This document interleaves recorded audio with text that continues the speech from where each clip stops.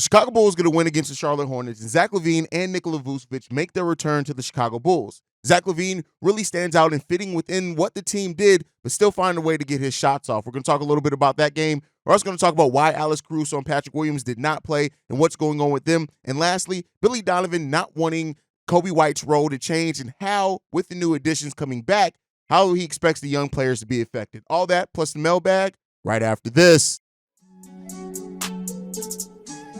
You are now tuned in to Chicago Bulls Central, your number one place for all Chicago Bulls news and content.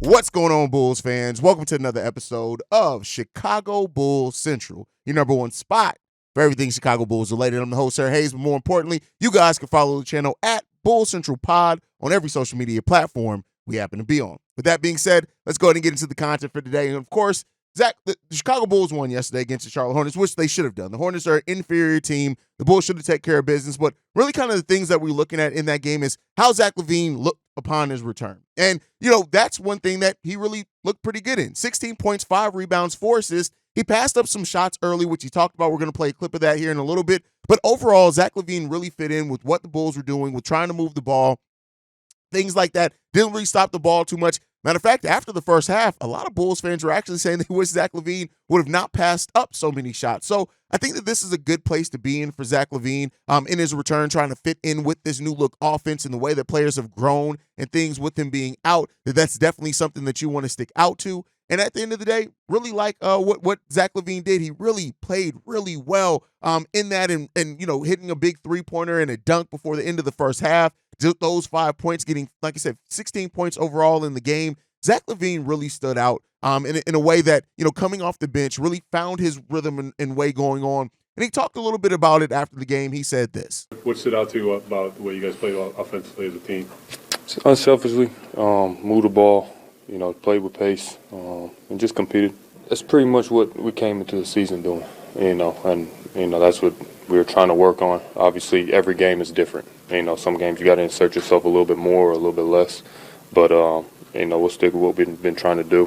I think I can be efficient in any offense. As long as I go out there and do my job, I'll be fine. A couple of times, guys told me to shoot it. Obviously they know what I do, but I just wanted to feel my way into the game. I missed a little bit more than a month, so I could pick up offensively when I need to, but I wanted to just get up and down the court a couple times. I'm asleep so well tonight, y'all don't understand.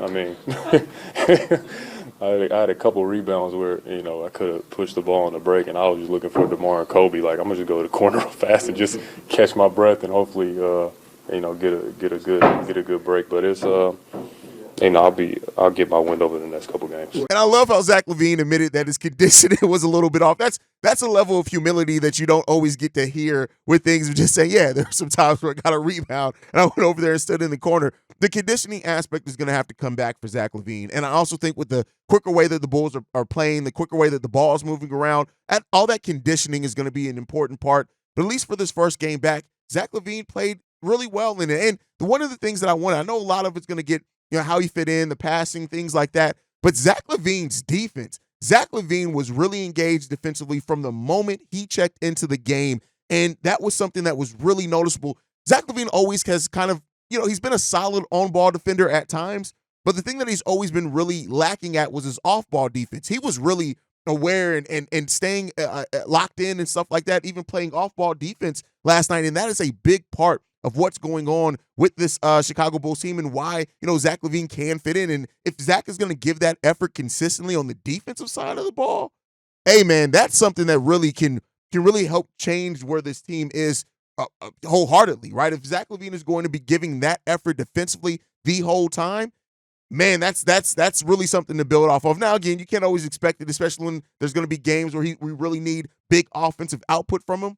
But, looked really good out there in his minutes with Kobe as well, them finding their balance. And, I love that Billy Donovan talked about before the game that he didn't want Kobe White's role to change at all. We're going to talk a little bit about that towards the end of the show. But just really locked in. And overall, the team played a really good game. When you look at 5 players scoring in double digits for the Chicago Bulls, and really it'd be the 5, starters outside of Ayo Dosunmu who scored 12 points. Alex Caruso was out in this game, but Vooch with 11, and 7 and 3 upon his return, so 11.7 rebounds, 3 assists. He missed some really easy bunnies at the rim, but he made up for it with a dunk. He was 1 for 5 from three-point range.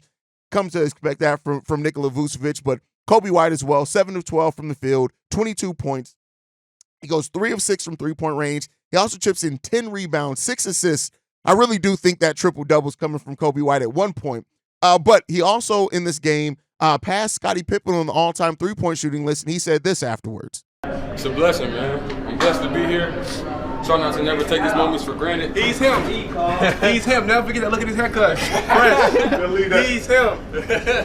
And I love, like, Coby White is just, him and Io, like, they just bring fun to the team, right? The team, as we're building identity, you know, having players with big personalities like Coby White has made it fun as well, and just the ascension that Coby White's been on. And even Io DeSumo pointed out he got a haircut because Coby was looking rough out on that road trip. Shout out to Coby for getting back home and getting the lineup because he needed it. But with that said, it really good game. Maybe that's what was wrong with Coby shooting. Maybe he just needed a lineup. Because, you know, as men, sometimes after we go to the barbershop, we're at our most optimal. So maybe that's what it was for Coby White. But really good to see Coby White still have the impact that he did. Io DeSumo giving us some really good minutes as well with 12 points, 5 assists, 4 rebounds, 1 steal, and 2 blocks from Io DeSumo. He just continues to find a way to be an impact player. Yeah, he misses some corner threes. He was 2 for 3 from three-point range in yesterday's game, though. So he learned from the 1-5 game the night before, well, a couple of days before. So shout out to Io DeSumo for having that impact. And then DeMar DeRozan, 6 of 10, 17 points, 6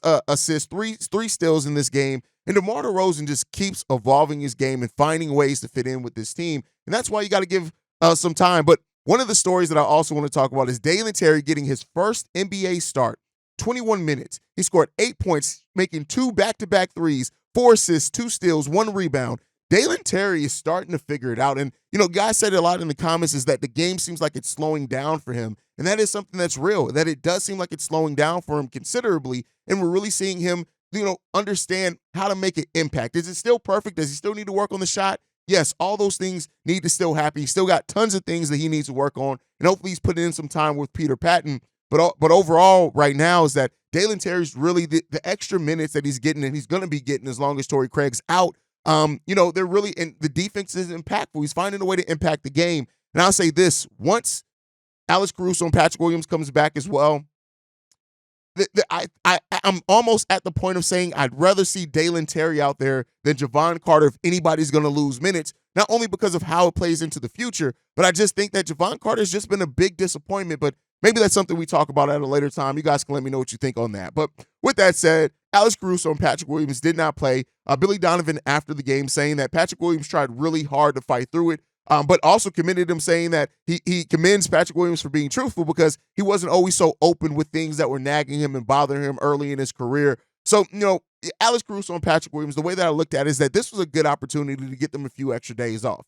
We had played on Wednesday. We didn't play again until Friday. We play on Monday. The fact that, you know, they took off this yesterday's game, it gives them from Wednesday when they stop playing until Monday when they play for just some additional rest to heal up that ankle and things like that are going on with the team. So, you know, I understand what the Bulls did, especially on an opponent like the Charlotte Hornets.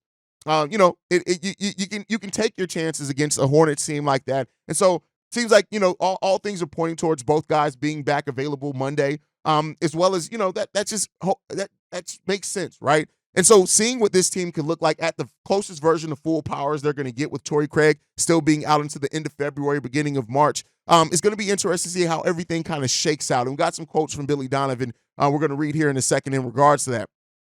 But after the game, Nikola Vucevic did say that he does think he will return to the starting lineup on Monday, which kind of falls in line with what I said. And LaVine also said that he feels like his minutes restriction may be lifted in Monday's game also. So he didn't say anything about starting. We'll see what happens with that. But really overall, all these injury things make sense. You get some time in. And I really can't wait to see what the Chicago Bulls team looks like at like I said, the closest thing they can get to full health that really adds some depth, right? You're moving Alex Caruso back to the bench unit at that point. Drummond's going to move back to the bench unit at that point.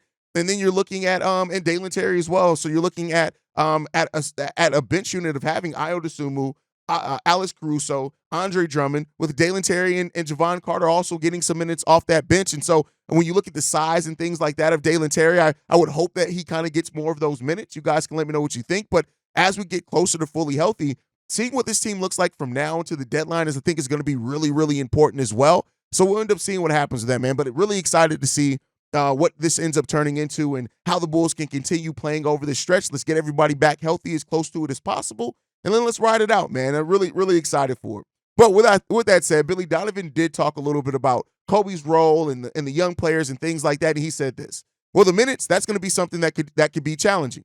But in terms of when they're on the floor, the younger players need to do the things that they have been doing. I think because it was maybe Milwaukee game, both DeMar and Zach LaVine were out. Zach LaVine missed some extended time, so that's opened up some more minutes in the backcourt.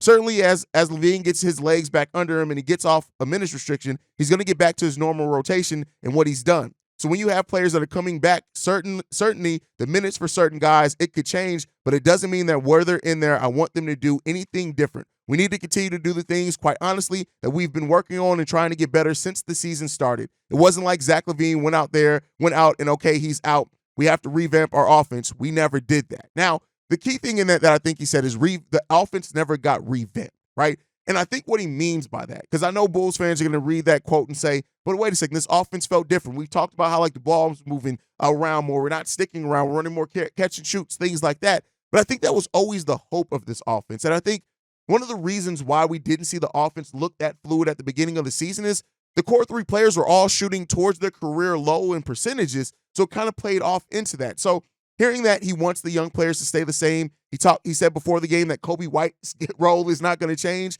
I think that's a really big part of it. And, having that vision of how Zach LaVine can fit in, I always said when Zach did come back, if he did come back, is that it was going to be a coaching job. Billy Donovan was going to have to actually coach. And it seems like, at least for one game, he did that pretty solidly. He said this as well. I think Zach LaVine can play any style of play. He's a great transition player. Obviously, he can shoot it. He's an elite scorer. He'll have opportunities. I actually thought there were some opportunities that he could have shot the ball a little bit more tonight. I think he's going to try to make sure the ball is moving. He's making quick decisions and getting off of it. I think this for the first game back, being out as long as he's been out, having to come off the bench and the minutes being a little different than what he's accustomed to, he played well. And I think everybody kind of agrees with that. Zach LaVine came in and he fit in with what the Bulls are doing, and that was the thing that was the most important part of this. And so shout out to Zach LaVine for what he was able to do. Shout out to Billy Donovan for the coaching job as well. Let's just keep it up because we got to make sure that these players stay engaged. And when Patrick Williams comes back, he can't revert back to passive P. We still need Patrick Williams that's been aggressive, that's been playing well on defense, that's been going after the rebounds and putbacks and things like that. We still need that Patrick Williams. And if you add the defense that he's been bringing with Zach LaVine and his scoring prowess back into the starting lineup, man, we'll see where it can end up going with that, man. But all right. It's Saturday, so that means it's Mailbag Day. Let's go ahead and get into the voicemails. This one's from Bulls Daily. Yeah, what's going on, is Bulls Daily. From the lower end of that rack, love all my Chicago Bulls fans and just all my Chicagoans, period. I just wanted to take this. I haven't called in a while. I'm going to just take this time to kind of just speak on a few different things, mainly Zach LaVine, but just a few different topics. So, number one, what I want to just get out the way is, I feel like Andre Drummond should have never took this long for BD to realize the impact that Andre could really give to this team. I know Andre make a lot of stupid decisions sometimes, and it's like, what the fuck are you doing? But at the end of the day, a person that's like that, you put them out there. You let them make their own mistakes. That's the only way people can learn is when they learn from their mistakes. Like, they have to make their mistake and learn from it so they know what not to do again. But he's not a new player. He's an NBA veteran. So with that being said, just off the fact that he's a veteran, trust him more. Give him the opportunity to earn your trust by leaving him out there. Even during times when you take him out and bring in Nikola Vucevic, let's switch it up a little bit. Let's be like, all right, I'm going to give Andre this time to shine.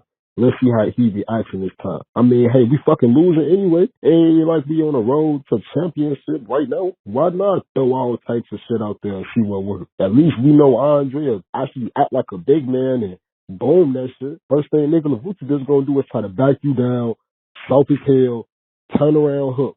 Nigga, you not Kareem, bro. We know your whole move already. Good on Nick. Like, chill with that shit, bro. But anyway, so now I got that out the way. I also want to talk about Kobe White, Ayo Dosunmu, Patrick Williams. I feel like they've really been developing this year. Well, not just this year. These past few years, specifically this year, though, I feel like I've really seen them develop and actually whatever they've been working on in the summertime is actually translated over to the NBA. And it's actually translated over to their playing time, and that's great to see, and I love that. And I really feel like with this whole speculation about Zach LaVine, I feel like any one of them three, maybe two or possibly all three, could turn into that next Zach LaVine. And imagine if we got three of those type players, not Zach LaVine players, but all NBA, all-star type players that we drafted. That hit a lot different on Mick. Like that's gonna hit different for the city. All right, and so Bulls Daily may have cut off in the spot. So Bulls Daily left 2 voicemails. He went into a different topic with Zach LaVine. I'll play that on tomorrow's mailbag. Wanted to make sure everybody in Bulls Daily knows I didn't cut his voicemails. It was really long, so we're going to use some of it on tomorrow's mailbag. But as far as Billy Donovan taking too long to give Andre Drummond minutes, and I understand where you're coming from. It's like let players learn and grow through it. I'm going to offer a counterpoint. Not to say I disagree with what you said, but I'm going to offer a counterpoint. Andre Drummond has started over 700 games in his career.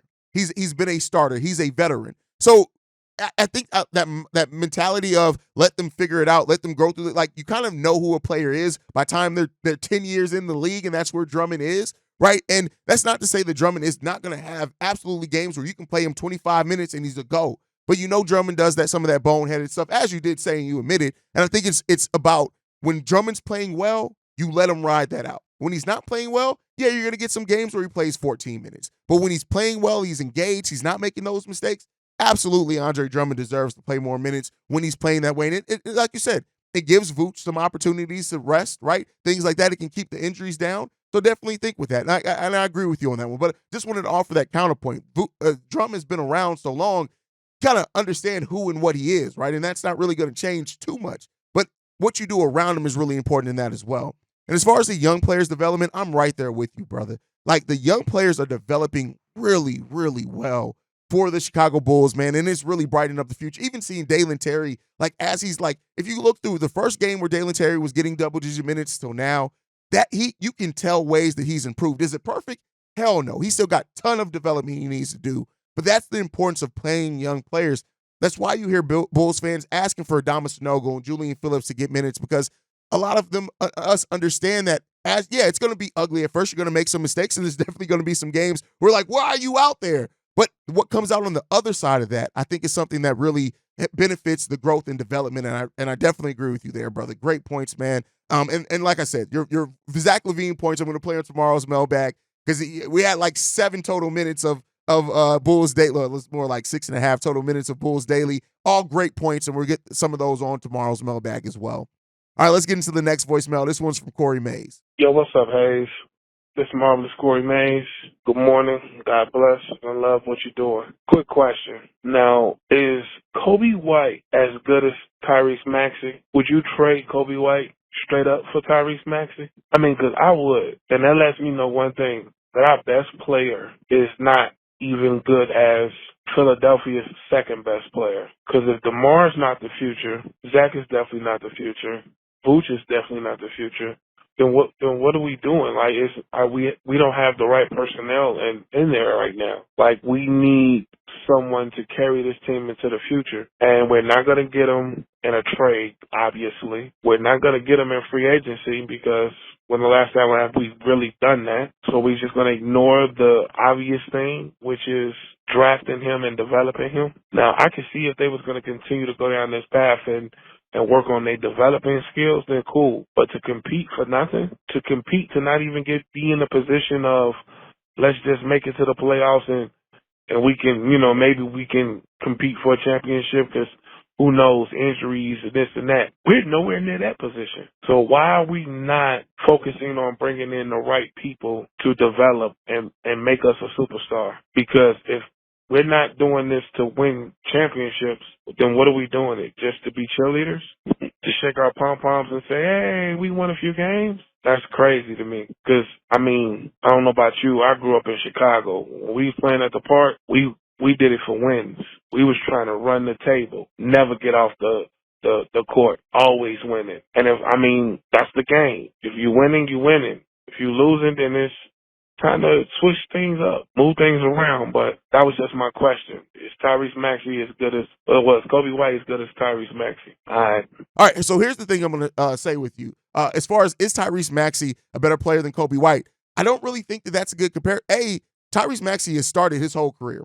And I think that there's not, if you look at the statistics and the advanced analytics, there's not that much difference between them. And I also think that you use the Sixers. Let's use that, for example. It's not as simple as just you win championships. You have to build, right? And the Philadelphia 76ers have an MVP and generational talent in Joel Embiid. How many finals have they been to? This microwave mindset of, oh, if it's not working, we got to move off of it. It's not like you have to build, and you have to do that steadily over time. It takes time. Now, I agree. The Bulls do need to develop. That's why you're seeing the player development staff come in here. But to act like, Tyrese Mack, and use that of all, he's been playing with an MVP caliber player his whole career, and James Harden for most of that time as well. How far have they made it? Right? How far have they made it? Yeah, they're playing great. They've won a lot of regular season games, but I think you're using this if you're not winning championships mode, and you've literally used a team that tanked and did the process for years and has nothing to show for it, not even a conference finals to show for it, right? So yes, it takes time, but it's not as simple as, hey, these pieces are moving, let's just move everybody and bring, like, you'll be in a state of doing that every 3 years if it comes down to it. Now, the Bulls are, and what we've heard, do want win-now players in any type of deal that they'll look for. That's what they're prioritizing, but it takes time, and the development aspect takes time as well. And to say that, oh, well, Kobe White, our best player, is only as good as the Philadelphia Sixers, second best player. Okay, and he's doing that without an MVP-level caliber player next to him. Like, if you put Kobe on a team like having Joel Embiid, imagine how Kobe would be able to go. If we've seen how much Kobe, when he has another player that's just a threat to score out there, how much it, come on, man. We got it. The comparisons are bad. Like, the comparisons was just bad in this one, my brother Corey. But like I said, I understand what it's rooted in. The Bulls needing to do the right things to be able to be that team that can be able to reach a championship. But there is something that you do between there. It's not as simple as, hey, you're just trying to win a lot of games or you're winning a championship. There's steps that you have to get there too. And one of those steps is becoming a consistent playoff team. There's only been like 3 teams in NBA history that have gone from being a bad team to a championship contender and actually made a finals. And usually, even like Golden State Warriors probably the closest to that recently, but even our Bulls, right? You talk about you grew up in Chicago, our Bulls. Look how long it took us to go through the playoffs before we were getting there. Yeah, yes, once Scotty got there, things happened, but that team had already been going through that rigmarole and that development of getting knocked out the playoffs for years and years and years. So I just think it's a bad comparison, Corey, but I understand what you're getting at there, brother. All right, let's get into this next one. This one's from Shay. Yo, Hayes, I don't know if you paid attention, but Jonathan Kaminsky said that he don't really trust Steve Kerr. Now, look, I'm not saying that he could turn this team around, but he could definitely be what we need if DeMar DeRozan decides to move on. Look, I know we have Terry Taylor, Julian Phillips, whatnot, but hey, man, these dudes are barely getting minutes and they are way behind the years. Plus, this guy is an NBA champion, and maybe he could be a replacement for DeMar. Hey, if worst come to worst, he could probably get a chance to spread his wings. And then he comes from a winning system. He probably can help us out a lot. Anyway, tell me what you think. Peace. I'm not as high on Kuminga. I'm just going to be honest with you. Say that he's a perfect replacement for DeMar. He doesn't shoot the 3 ball effectively. And to me, the attitude, right? Having a player that you're saying, oh, I don't think Kerr can do anything for Steve Kerr. We're talking about probably a Hall of Fame coach already with his first team, Steve Kerr. Like, come on, man. Like, I get it. And Kuminga can help the team. He does have talent. Don't get me wrong in that, right? But I think that when you look at the Warriors and what we'd have to take back in any type of deal to get Kuminga, that means taking back CP3. And I just don't. I'm good on that. I'm kind of good on that. Shout out to Kuminga. Like, Kuminga still has tons of talent, right? I don't want to act like Kuminga is this player that can't develop and still hit new heights. He absolutely can. But when it comes down to it, I think this, I don't know if the Bulls can get a player like that back. We'll see. I think it's better at developing their own. But we'll end up seeing what happens with that. But let's get into this next voicemail where I'm about to absolutely cook somebody. Let's go ahead and get into it now. Yeah, this is the Chalo the Savior musician again. And it's good to see, and I already knew for a fact that your Zach LaVine rumors was going to get debunked, and your source were, I knew this for a fact. What real guy, what real human would want to play with some young guys who's not ready? That's what it was all about. The organization had to get player development people to help develop and speed up their development so they can play up to a standard level of a title contender team. Zach, DeMar, Vooch, and fucking Andre Drummond was already ready. Everybody else, they needed player development. And then with this win-loss record on LaVine name, he had nothing but bogus-ass fucking teams. That's why that records look like that. And then, why would you play so fucking hard and get hurt for a team that's not ready and they not producing? That's what that's all about. The rumors coming, the trade rumors coming towards his way, and him feeling some type of way by putting his blood, sweat, and tears in this fucking city, making us fucking relevant all them fucking years, and at least doing his best too when we wasn't. And then they got a fucking nerve to tell him or say we want to trade him.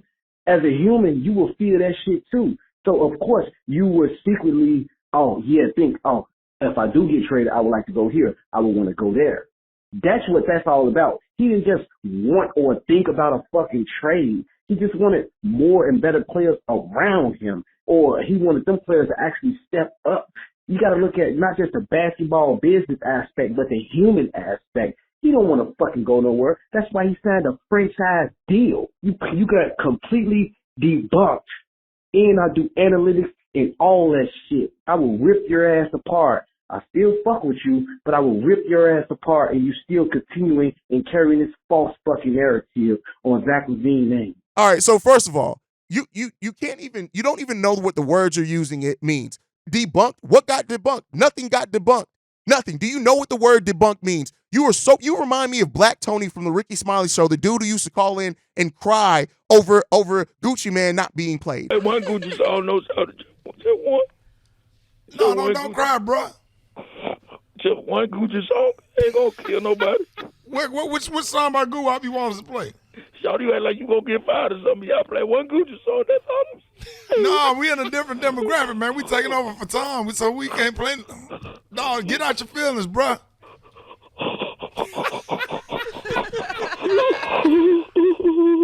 You love Goo Wop like that, mate. You start crying because we ain't playing Gucci Man. Because it's a new year and everything, so let it out, dog. I just need some Goo Wop in my life, so. Yeah, we can't play Goo Wop this morning, bro. All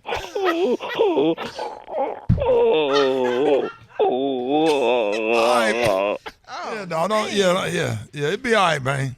Like, what are we even talking about here? You are so busy getting your panties in a twist because you don't hear your opinion come out of somebody else's mouth, and then you try to say, he got debunked. I can smash that all up. What the fuck are you even saying? Zach LaVine didn't want to put his body out there? That's your job. You're literally capping for a guy who came out there and basically didn't want to do his job. Now, the thing is, Zach LaVine came back and played well, so this is not against Zach at all, but your dumbass mindset and your weak-ass mind, it got debunked. I can smash all that up. Nigga, you can't even fucking get your words together well enough to come up with a coherent statement in a voicemail that you had 3 minutes to cook on, and you didn't say shit. All you sit there and said basically was, Zach LaVine didn't want to play for a team, and they had to get this team back together. Your job is to go out there and play. That is your absolute job. What got debunked? The team didn't want to trade Zach LaVine. They've been turning down trade rumors for Zach for years. So get your narrative out your fucking ass and realize how to come on and actually objectively view something. That's what you need to do. Talking about something got debunked. Nothing got debunked. Because Zach LaVine came back and played and means something got debunked, you're a fucking idiot if you think that. You're a fucking dumbass. Like, just to be quite frank with you, and I don't even like roasting people that call in and cook just because their opinions are different. But the fact is, you try to sit there, and because you didn't hear your opinion come out of somebody's mouth, try to act like you're talking about they want to play for a contender team. What the fuck are you even saying? Nothing that you said made a lick of sense.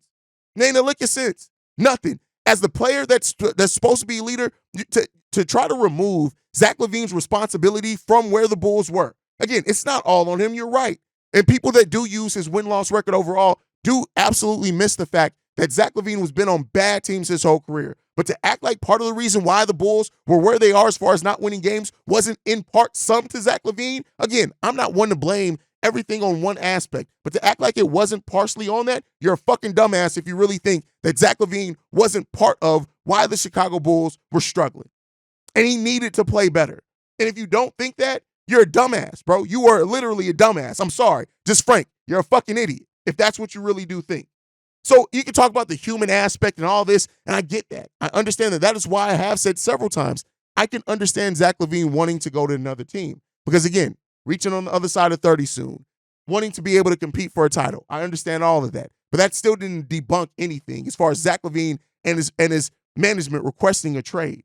And you got to understand what you can talk. I know all analytics and all that. No, you can't even form a fucking sentence on some analytics. Shut the fuck up. All right, let's get into the last voicemail for today. This one's from Known Sage. C.O. Hayes, no stage for your mailbag. Just some quick thoughts about that Hornets win. I was actually listening to the Score 670 AM because I don't think Pat the Designer had a watch party on his YouTube channel. And I think I heard Bill Wellington and Chuck talk about Dalen Terry hit some back-to-back shots. Like, were they actually three-pointers? I was literally trying to look up these stats. I'm like, I know he got 8 points, but did he literally hit some three balls? Like, man, just throwing me off, man. It's nice to see him actually putting in some work there, adding his poisonous to it. So, really dope there. And again, I know it's just the Hornets and all, but it's nice to see that he's getting some time. Even though Zach was back, it was Dalen Terry's time, apparently. But I guess my question for you is, like, I thought I heard there was a world where Billy Donovan thought maybe Drummond and Vooch could play at the same time. I didn't really get to see that happen that much as of late. Obviously, with Vooch being back as well. But could that even happen, like, I guess, effectively or productively? So that was my thought. Hope we get him again next time for the next Hornets win. Peace. First of all, you don't always have to say that you're leaving it for the mailbag. The voicemail is for the mailbag. You don't have to, you're calling in for we know that's what the number's there for, Known Sage. What are we doing? No, that's my guy. But seriously, you don't have to keep saying that you're leaving it for the mailbag. Once you leave the voicemail, I know it's for the mailbag. But I agree with you. Dalen Terry definitely put in work. And I love to see the way that Dalen Terry performed in the game because it was big and it was important for Dalen Terry to just have that natural step and progression and find out a way to be able to contribute how he did. Now, as far as Andre Drummond and Nikola Vucevic playing well together, well, we did hear that on the announce table that Billy Donovan said that there's certain situations where he may be able to go to that lineup, but he's worried about it defensively, things like that. I still don't think that we see it much. The Drummond Vooch playing together thing, that's just not a really big thing for this team, but I'm glad that the Bulls got a win over the Charlotte Hornets team, the way they got the win, how they played as a team. Appreciate all that, man. But guys, thank you so much for leaving voicemails. Make sure you leave more for Sunday's episode. If you want to follow the show, you can do so at Bull Central Pod. You can send us any feedback, questions, comments, concerns, bullcentralpod@gmail.com. Lastly, if you want to leave a text message and our voicemail, the number to do so, 773-270-2799. We are the number one spot for everything Chicago Bulls related. And like I like to end every episode on, go Bulls. Love you guys. See red if you can, y'all. Peace. This has been a presentation of the Break Media.